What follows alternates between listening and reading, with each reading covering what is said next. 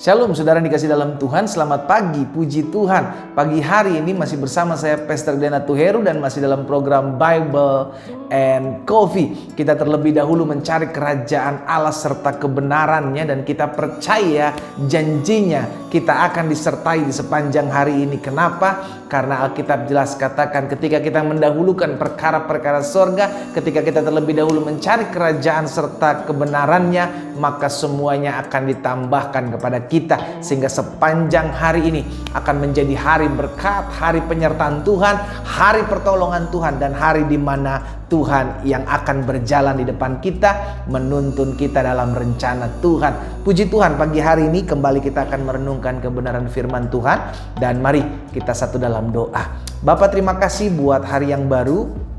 Kami bersyukur karena hari ini kami boleh ada sebagaimana kami ada. Kami rindu merenungkan firman-Mu sebelum kami melakukan aktivitas kami di sepanjang hari ini. Bapa, tuntun kami dengan firman-Mu sehingga apapun yang kami kerjakan, firman yang menerangi setiap langkah kami. Bicara bagi masing-masing kami, di dalam nama Yesus Tuhan kami berdoa. Haleluya.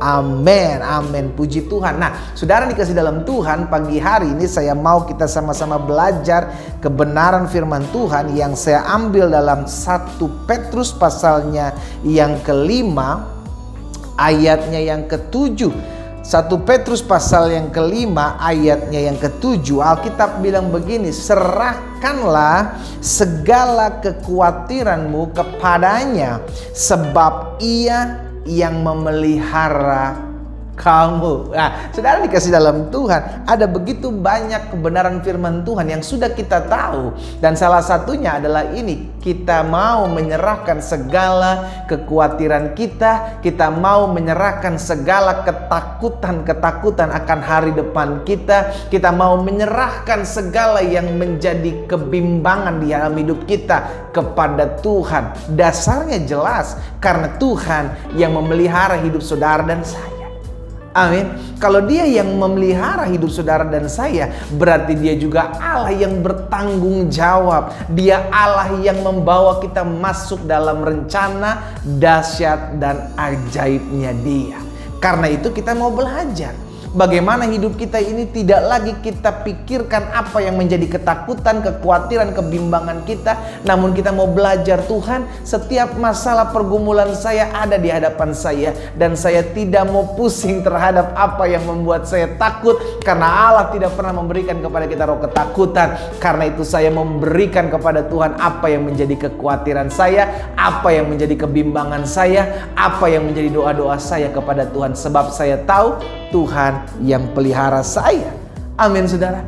Karena jelas kalau Tuhan pelihara hidup kita, maka apapun yang menjadi kebutuhan kita, apapun yang menjadi ketakutan kita, apapun yang menjadi kekhawatiran kita, harusnya kita bawa kepada Tuhan. Makanya Yesus bilang, mari kepadaku semua yang letih lesu dan berbeban berat, aku, kata Yesus, akan memberikan kelegaan kepadamu. Dan setiap kalimat ini bukanlah perintah sedang dikasih dalam Tuhan, melainkan kalimat ajakan. Iya kan, kalau kita datang kepada Tuhan, maka kita akan mengalami kebebasan, pembebasan, damai sejahtera Tuhan, ketentraman. Tapi kalau kita nggak datang, kita nggak akan pernah menerima hal tersebut. Jadi keputusannya adalah di kita. Itu sebabnya tidak sedikit anak-anak Tuhan yang udah ikut Tuhan namun hidupnya masih stres, udah ikut Tuhan hidupnya masih tinggal dalam ketakutan, udah ikut Tuhan namun tidak pernah mengalami ketentraman, susah tidur, kekhawatiran menghimpit kehidupannya. Kenapa? Karena tidak pernah menyerahkan masalahnya kepada Tuhan. Kalaupun dia sudah serahkan, dia masih mikir-mikir, aduh benar nggak ya Tuhan tolong saya? Aduh bener gak ya Tuhan bisa pulihkan suami saya? Aduh bener gak ya Tuhan bisa pulihkan anak-anak saya? Aduh bener gak ya Tuhan bisa pulihkan istri saya? Saudara dikasih dalam Tuhan, apa yang sudah kita serahkan sama Tuhan, percayalah Tuhan yang akan bertindak. Jangan tarik ulur, saudara dikasih dalam Tuhan. Amin. Nah, coba lihat perkataan Yesus dalam Matius pasalnya yang ke-6, ayatnya yang ke-20, 34. Matius pasal yang ke-6 ayat 34, Yesus bilang begini, sebab itu janganlah kamu khawatir akan hari besok, Sebab hari besok mempunyai kesusahannya sendiri. Kesusahan sehari cukuplah untuk sehari. Yesus mengingatkan kepada kita untuk hari esok jangan terlalu khawatir. Untuk hari esok jangan terlalu takut. Kenapa? Kalau ada hari esok berarti kita akan lalui sama seperti hari ini. Tuhan sertai saya, maka hari esok pun Tuhan akan pasti sertai saya. Namun seringkali dari kita terlalu banyak khawatir akan hari esok. Jujur, padahal seringkali itu merupakan permainan licik iblis untuk mengintimidasi kita. Sehingga akhirnya kita tidak lagi tinggal dalam ketentraman, kita tidak lagi tinggal dalam ketenangan, justru kita hanya tinggal dalam kekhawatiran, ketakutan, dan kebimbangan hidup. Padahal Tuhan sudah memelihara hidup kita. Akhirnya kita yang memutuskan. Kita mau tetap tinggal dalam kebimbangan, ketakutan, kekhawatiran kita, atau kita mau menyerahkan segala yang menjadi ketakutan, kebimbangan, kekhawatiran kita kepada Tuhan. Keputusannya adalah di kita. Yesus sudah menjanjikan hari esok ada kesusahannya sendiri. Wow, jangankan lusa, jangankan minggu depan, besok. Yesus bilang gak usah dipikirin dulu, besok ada kesusahannya sendiri. Amin. Kita bukan hanya besok, saudara dikasih dalam Tuhan. Minggu depan kita udah stres. Minggu depan gue makan apa? Minggu depan gimana dagangan gue? Minggu depan gimana bisnis gue? Come on, kita masih punya Yesus, kita masih punya Tuhan. Amin. Karena itu pagi hari ini saudara dikasih dalam Tuhan, saya pelajari kenapa sih setiap kita gampang khawatir banget gitu ya.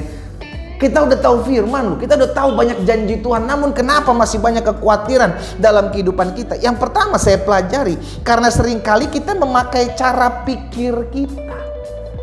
Kita nggak bisa ngelihat bagaimana cara Tuhan berpikir, Tuhan menyelesaikan masalah saya. Kita nggak pernah pikirkan itu. Yang kita pikirkan adalah, aduh bagaimana gue bisa nyelesain masalah gue. Sampai akhirnya kita lupa, padahal kita sudah mulai hari bersama firman. Dan ketika nanti kita jalani hari siang ini, kita udah mulai lagi kembali dalam kekhawatiran kita. Kita udah mulai kembali lagi dalam ketakutan-ketakutan kita. Saudaraku, mulai hari ini jangan pernah batasi kuasa Tuhan dalam hidupmu. Jangan pakai lagi pikiranmu untuk memasukkan bagaimana Tuhan tolong saya. Cara Tuhan memiliki 1001 cara dalam Dia menolong kita. Bagian kita cuman percaya. Sama-sama taruh tangan kanan kita di dada. Sama-sama bilang sama saya cuma harus percaya. Amin. Jadi yang pertama saya pelajari kenapa kita mudah khawatir. Karena seringkali kita memakai cara pikir kita. Maria dan Marta ketika Lazarus sakit, dia bilang sama Yesus, mau orang yang kau kasihi sakit, datang. Namun justru Yesus sengaja tinggal 2 hari lebih lama. Menurut hitung-hitungannya Maria dan Marta, alangkah baiknya, alangkah bagusnya kalau Tuhan datang pada saat dia sakit, jangan tunggu meninggal. Tapi Yesus bilang, no, waktuku bukan waktumu. Amin. Seringkali kita memaksakan diri, Tuhan sekarang waktunya Tuhan. Tuhan bilang nanti. Karena ketika Lazarus mati itu adalah cara yang dahsyat ketika aku membangkitkannya. Karena itu saudara dikasih dalam Tuhan, jangan pakai pikiran kita untuk mencocok-cocokkan kapan Tuhan tolong saya. Tapi izinkan Tuhan berkarya dalam kehidupan kita sesuai dengan cara Tuhan, sesuai dengan maksud dan keinginan Tuhan. Yang kedua, saya pelajari kenapa kita mudah khawatir. Karena seringkali kita mudah dipengaruhi dengan apa yang kita lihat dan apa yang kita rasa. Nah, ini yang bahaya.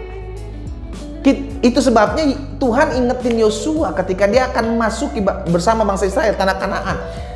Kuatkan dan teguhkanlah hatimu, perkatakanlah Taurat ini siang dan malam, renungkanlah itu. Kenapa? Karena Tuhan tahu Yosua membawa bangsa Israel akan mengalami banyak tantangan di hadapan dia, baik dari bangsa Israel maupun dari bangsa-bangsa lain. Yosua akan mengalami tantangan.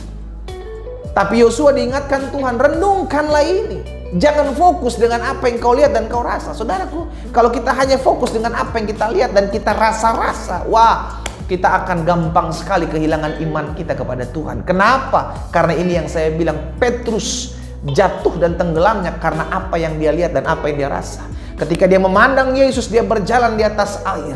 Namun ketika dia sudah mulai merasakan angin daripada ombak yang besar, ketika dia sudah melihat bahwa goncangan-goncangan air di hadapan dia sudah mulai menakut-nakuti dia, maka saat itulah dia tenggelam.